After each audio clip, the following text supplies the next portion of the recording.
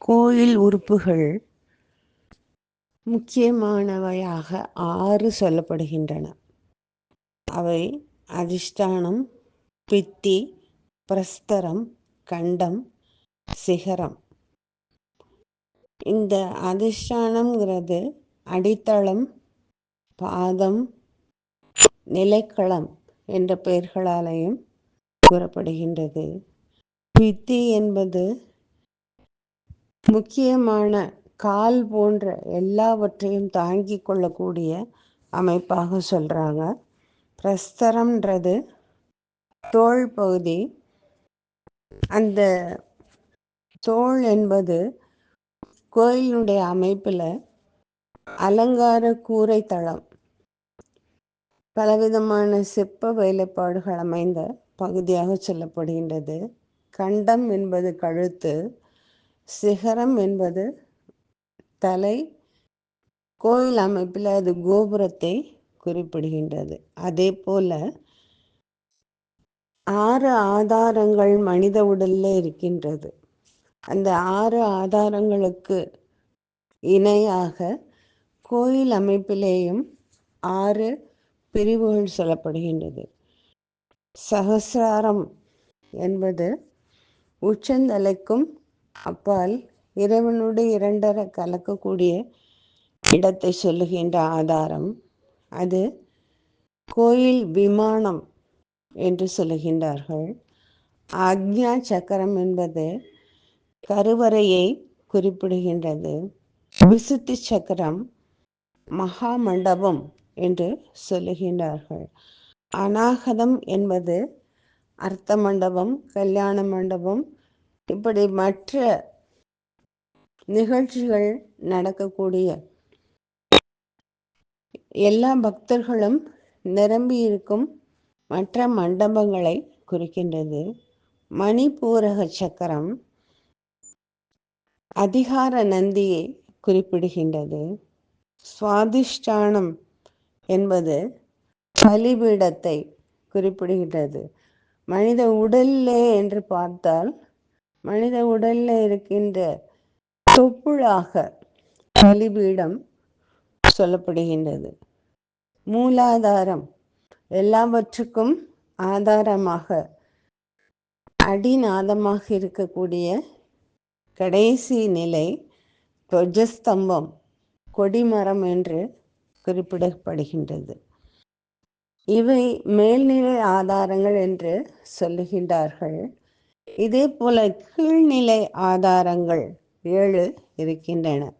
அவை பயம், பொறாமை, வெறுப்பு, காமம், பேராசை, குற்ற உணர்வு, கவலை என்பதாக குறிப்பிடப்படுகின்றது.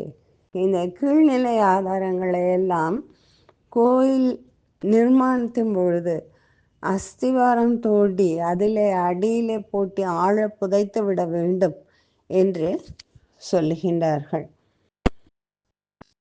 இதில் வரக்கூடிய வரிசையிலே மேலே இருந்து பார்த்து கொண்டு வந்தால் முதலில் கொடிமரத்தினுடைய முக்கிய கலசங்கள், அந்த கலசங்கள் நவரத்தனங்கள், நவதானியங்கள் போடப்பட்டிருக்கின்றன. பஞ்சலோகத்தால் செய்யப்பட்டிருக்கின்றன. பல கோயில்களில் அந்த கோபுர கலசங்களுக்கு தங்க முலாம் பூசப்பட்டிருக்கின்றது. உள்ளே இருக்கக்கூடிய அந்த நவதானியங்கள், அதிலும் குறிப்பாக வரகு என்ற தானியம் இடி தாங்கியாக செயல்படுகின்றது என்று குறிப்பிடுகின்றார்கள். சில சமயங்களில் இடி, மின்னல், மழை, வெள்ளம் இப்படி இயற்கை சீற்றங்கள் வருகின்ற காலத்திலே அந்த கோபுரத்திலே பொதுவாக ஒற்றை எண்ணில் கலசங்கள் இருக்கும். 7, 9, 11 இப்படி. அந்த கோபுர கலசங்களில் இருக்கக்கூடிய தானியங்கள் தானியத்தை சேமிக்கும் பணியையும் செய்கின்றன. எல்லாமே இந்த வெள்ளத்தால் அடித்து போய்விட்டது என்றால் அடுத்து விதை நெல்லுக்காக மற்ற சிறுதானிய வகைகள் அவற்றை விதையாக பயன்படுத்தி மறுபடியும் விவசாயம் தழைத்தோங்க இந்த நவதானியங்கள் பயன்படுகின்றன. எனவே சேமிப்பு கிட்டங்கி போல, சேமிப்பு கிடங்கு போலவும் இந்த கோபுர கலசங்கள் செயல்பட்டு வந்திருக்கின்றன. அன்றைய மன்னர்கள் பல விஷயங்களை முன்னும் பின்னும் சிந்தித்து நாட்டிலே ஒரு பஞ்சம் பட்டினி என்று ஏற்பட்டு விட்டால், இயற்கை சீற்றங்கள் ஏற்பட்டு விட்டால் எப்படியெல்லாம் மக்களை பாதுகாக்க வேண்டும், நாட்டு வளத்தை எப்படி உயர்த்துதல் வேண்டும் என்பதை சிந்தித்து செயல்பட்டு இருக்கின்றார்கள். அதன் விளைவாக அந்த கோபுர கலசங்கள் மங்கள சின்னங்களாக அமைந்திருப்பதை காட்டிலும் அறிவியல் பூர்வமாக எந்தவித பாதிப்பும் கோவிலுக்கும் அதனுடைய சுற்றுப்பகுதிகளுக்கும் எந்த பாதிப்பும் ஏற்படாமல் இடி தாங்கியாக செயல்பட்டு இருக்கின்றன.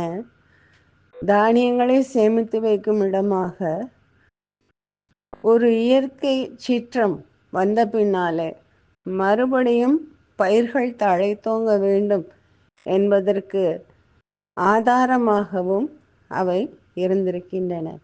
இந்த கோபுர கலசங்கள் இத்தனை சிறப்போடு இருந்திருக்கின்றன என்றால், நாளை கோபுரங்கள் எவ்வாறு இருந்தன, அவற்றினுடைய பயன்பாடுகள் எப்படியெல்லாம் இருந்தது, எதற்காக மன்னர்கள் அவ்வளவு பெரிய கோபுரங்கள் எழுப்பினார்கள் என்பதை காணலாம். நன்றி, வணக்கம்.